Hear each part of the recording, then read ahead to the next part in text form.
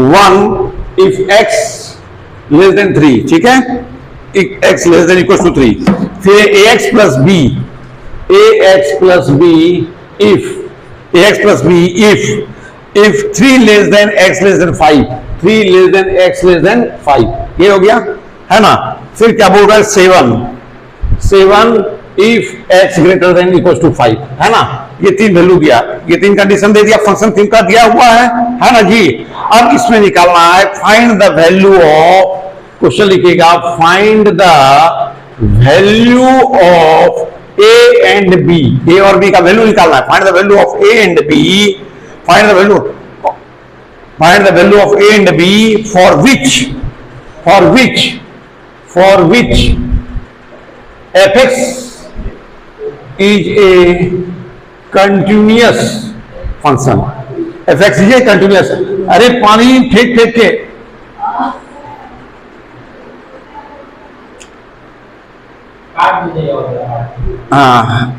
आ गया उसमें, अरे पानी फेंक के ये करना है, पूछना है। fx is a continuous function, fx is a continuous function, ठीक है। अब यहां पे देखिए इसको सॉल्व करना है जी। कंटिन्यूअस बोल रहा है ऑलरेडी, ये कंटिन्यूअस है, यानी LHL किसके बराबर है, RHL के, यानी दोनों का सोच बराबर है, तो इसका मतलब है कि कंटिन्यूअस है। दोनों में से किसी एक का सोच बराबर नहीं होगा तो हो जाएगा डिसकंटिन्यूअस। क्या उसके घर से भी आ जाएगा और आपके घर से भी आ जाएगा, हो जाएगा हाथापाई। कंटिन्यूअस मतलब क्या होना चाहिए, दोनों का सोच बराबर है, संबंध दोनों के बीच में जो है वो बराबरी का होना चाहिए, है ना जी। नहीं जैसे संबंध कैसे, जैसे ब्याह शादी किसी का होता है, देखते हैं कंटिन्यूअस फंक्शन कैसे है, दोनों का संबंध बराबर होना चाहिए। इसका भी माँ बाप गया, उसका भी माँ बाप आया, दोनों का तालमेल हुआ, दहेज तेज का जो बात हुआ, नहीं ये बात हुआ, लड़का लड़की को पसंद कर रहा है, तो चलिए आगे बात बढ़ाते हैं। तो ऐसा होता है, इसको बोलते हैं वो कंटिन्यूअस। डिसकंटिन्यूअस क्या हुआ, अब लड़की वाला बोल रहा है कि नहीं हमको लड़का पसंद है, दांत निकला हुआ है, तो वो हो गया डिसकंटिन्यूअस फंक्शन हो जाएगा वहां पे, ठीक है। और कंटिन्यूअस क्या हुआ, जब दोनों का वैल्यू सेम रहा, दोनों का मानसिकता सेम रहा तो कंटिन्यूअस हुआ। डिसकंटिन्यूअस क्या हुआ कि अब जो है यदि इसका सोच और उसका सोच बराबर नहीं है तो वो डिसकंटिन्यूटी ऑफ द फंक्शन कहलाया। यानी ये लड़का बोल रहा है हमको 5 लाख दे चाहिए, लड़की वाला बोल रहा है हमको 2.5 लाख देंगे, जमीन बेच के नहीं हम देंगे, बोलता नहीं जी, वही कर समझ में आ रहा है। तो ये कंडीशन है। अब यहां पे देखिए, अभी बोल रहा है ऑलरेडी कंटिन्यूअस है, ये फंक्शन क्या बोल रहा है ऑलरेडी कंटिन्यूअस है। Find the value of A and B, जब कंटिन्यूअस है तो ए और बी का वैल्यू भी निकल सकता है ना, कोई दिक्कत है। तो सबसे पहले किस पर चेक करेंगे, 3 पर भी चेक करेंगे और 5 पर भी चेक करेंगे, समझ में आ रहा है। तो पहले x = 3 पर चेक कीजिए, x = 3 पर चलिए बनाइए, चलिए x = 3 के लिए कौन सा केस होगा, x = 3 के लिए कौन सा केस होगा, functions of x = 1, functions of x = 1, यानी फंक्शंस ऑफ 3 = 1 आ गया, है ना जी। ये पहला क्वेश्चन आ गया।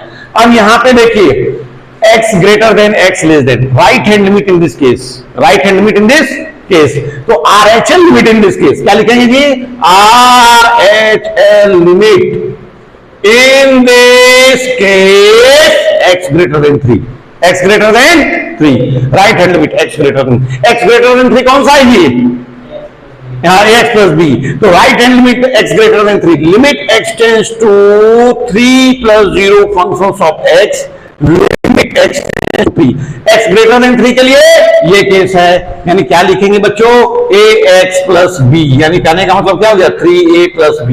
ये सेकेंड इक्वेशन आ गया ना जी, राइट हैंड लिमिट निकल गया। अब क्या निकालना है इसमें, तो ये दोनों का केस, यानी x = 3 पे क्या होता है, राइट हैंड लिमिट किसके बराबर है, हमारा राइट हैंड लिमिट किसके बराबर है, fx के, यानी f3 के बराबर है ना जी। तो RHL बराबर यहां पे लिख दिया ना बेटा, RHL बराबर लिख दिया फंक्शंस ऑफ x, यानी कहने का मतलब राइट हैंड लिमिट कितना निकला है बेटे मेरे, 3a + b, और ये फंक्शंस ऑफ x का वैल्यू क्या है, यानी 1 है ना जी, है ना, ये a इक्वेशन मान लीजिए इसको। अब दूसरा किस पर चेक करना है, x = I पे, x = 5 पे ना जी, किस पर चेक करना है, x = 5, कहां ध्यान रहता है, I पे, I का मतलब क्या होता है, I पे, यानी कहने का मतलब कि आई मतलब हम पे नजर रखना है सबको, आई, ठीक है। तो कहने का मतलब कि x इक्वल टू 5 के लिए क्या कंडीशन है, x इक्वल टू 5 के लिए कौन सा केस होगा, x इक्वल टू 5 के लिए ये ना होगा जी, functions of 5 equal to functions of x equal to 7, functions of 5 equal to 7। ये कौन सा इक्वेशन है, थर्ड, इसको थर्ड बोल दिए, क्या बोल दिया इसको, थर्ड बोल दिया, है ना जी। अब यहां पे क्या लेंगे, अब यहां पे क्या लेंगे, लेफ्ट हैंड निकालेंगे कि राइट हैंड निकालेंगे, मिस्टर कृतिका आप बताइए, लेफ्ट हैंड की राइट हैंड, लेफ्ट हैंड। ओ तो LHL limit in this case x less than 5, x less than 5, देखिए लड़की पढ़ती है, इसका मतलब LHL limit in this case x less than 5, तो लिमिट x टेंड्स टू क्या हो जाएगा जी, 5 minus 0 functions of x, limit x tends to 5, x less than 5 पे कौन सा फंक्शन होगा जी, ax plus B, ax plus B, यानी 5a प्लस बी, ये कौन सा, ये इक्वेशन निकल गया, इक्वेशन 4। अब थर्ड और फोर्थ दोनों क्या है जी, बराबर है, थर्ड और फोर्थ दोनों क्या है, बराबर है ना, यार थोड़ा सा इधर हिल जाइए, कोई दिक्कत नहीं है, बेंच नहीं टूटेगा। तो थर्ड और फोर्थ दोनों क्या हमारा इक्वल है, दोनों क्या हमारा इक्वल है, यानी कहने का मतलब 5a plus B equal to कितना हो गया, यहाँ 7 हो गया, यानी लिखेंगे 5a plus B equal to 7। ये कौन सा इक्वेशन, बी निकल गया। इस दोनों को सॉल्व कीजिए, ए और बी निकालिए, स्टॉप कीजिए ना, करेंगे कि रानी 1 नंबर स्टूडेंट थी मेरे यहाँ की, आज टॉपर है, आज देखिए वो कहां है, उसका लेवल बढ़ाएंगे, अब उसको कुर्सी में बैठाएंगे, कोई मोना को यहां बिठाएंगे, रानी कुर्सी पे। अब फोटो ये हो बना रहे हैं जी, है गया जी, देखें फिजिक्स में कहां तक गया, न्यूमेरिकल पूरा हुआ फाइनल, हाँ तो मालूम चल ही गया होगा।